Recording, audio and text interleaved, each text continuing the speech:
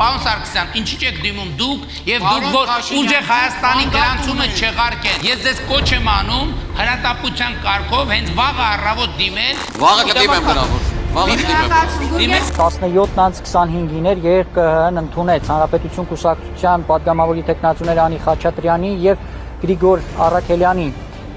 համատեղ դիմումը, դա կուսակցության դիմումն է։ Հետո ԿԸՀ-ն մերժեց ուժեղ Հայաստան դաշինքի մասնակցությունը ընտրություններին չեղարկելու Արամ Սարգսյանի դիմումը։ Իրավապաշտպան Սերգեյ Հարությունյանը համոզված է, այս որոշմամբ կառույցը փորձեց հանրության վստահությունը ձեռք բերել։ Նրա համար էր, որ հաջորդիվ ԿԸՀ քայլերը արդարացնելու համար ինչ-որ լեգիտիմացման փորձեր, ինչ-որ վստահություն ձևավորելու, որ տեսեք, թե ինչ օբյեկտիվ ԿԸՀ ունենք, որը որ այդ մեր կենտրոնական ընտրական հանձնաժողովը նույնիսկ վարչապետի ուղղորդած դիմումին ի պատասխան, ինչպիսի օբյեկտիվ որոշում կայացրեց, հաջորդիվ շատ ավելի տխրահռչակ որոշումներ կայացնելու համար։ Արդեն ընտրություններից հետո ԿԸՀ-ն 3 տեղամասերում անվավեր ճանաչեց Բարգավաճ Հայաստան կուսակցության քվեները։ Դրանից հետո ԲՀԿ-ի ձայները չհերիքեցին խորհրդարան մտնելու համար։ ԿԸՀ-ն մերժեց նաև այդ 3 ընտրատեղամասերում նոր քվեարկություն կազմակերպելու դիմումը։ Քիչ առաջ կենտրոնական ընտրական հանձնաժողովի նախագահը հրապարակեց Բարգավաճ Հայաստան կուսակցության դիմումի վերաբերյալ որոշումը, ըստ որի մերժեց 3 ընտրատեղամասում վերաքվեարկություն իրականացնելու հայցը։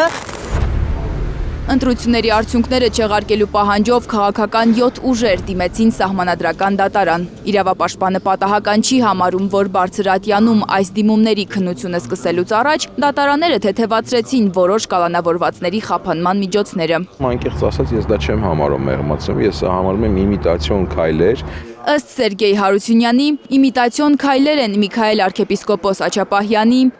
Մասիսի նախկին քաղաքապետ Դավիթ Համբարձումյանի կալանքները վերացնելու վերաքննիչ դատարանի որոշումները, ուժեղ Հայաստան դաշինքի անդամ Արթուր Ավանեսյանի կանդազի կալանքը տնային կալանք դարձնելու որոշումը։ Իրավապաշտպանը համոզված է, որ այս կերպ փորձ է արվում արդարության իմիտացիա ստեղծել մեր երկրում, քանի որ ըստ նրա իշխանահաճո է լինելու սահմանադրական դատարանի որոշումը։ Անկեղծ ասած, ես սահմանադրական դատարանից չունեմ ակնկալիք, որ այնպիսի որոշում է լինելու, որը լինելու է Հայաստանի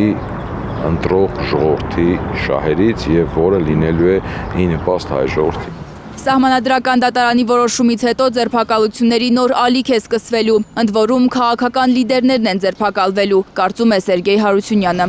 Չեմ բացառում այդ ժամանակ նոր բռնաճնշումների թափ, նոր բռնաճնշումներ սկսվեն ընդդիմադիր ուժերի նկատմամբ, կարծում եմ շատ կարճ ժամանակ անց, որովհետև իրենց անհրաժեշտ է, որ ընդդիմադիր այն զանգվածը, որը կարող է ընդվզել, որը կարող է ըմբոստանալ,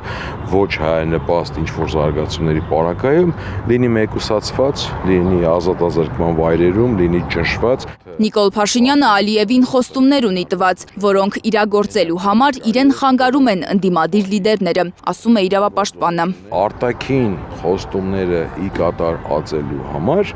երկրում պետք է լինելու վարչախմբին բռնաճնշումների նոր փուլ սկսել, որը կարծում եմ չի ուշանա, կլինի շատ կարճ ժամանակ անց։ Լանա Համբարձումյան, Միլենա Պողոսյան, Հարություն Մաթևոսյան, Հայլուր։